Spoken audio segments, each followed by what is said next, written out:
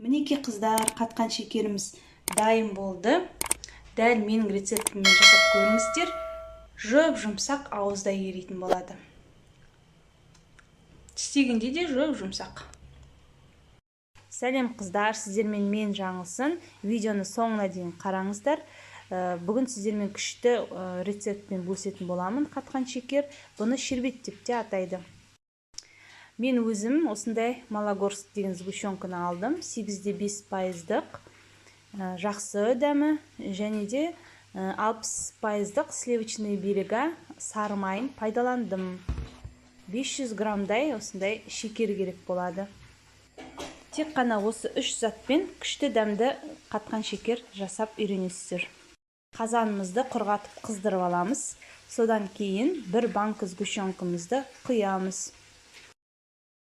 Қазанымыз қызып тұрғаннан кейін, мына сгущенка құйғаннан кейін, оны сразу араластырыңыздар, әйтпесе түбі жабысып қалуы мүмкін. Содан кейін шекерімізді саламыз, тағы да араластырып, жаңағы 60% сары майымызды саламыз.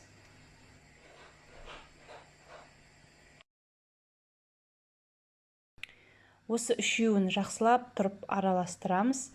Газымыздың астын сәл баяу етіп қоямыз. Түбі жабысып қалмас үшін осылай үздіксіз араластырып отырамыз.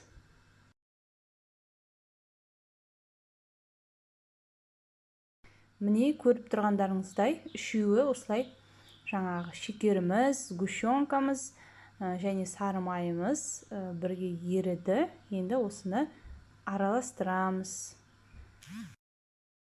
Түбі жабысып қалмасын, осылай лопатканың көмегімен араластырамыз.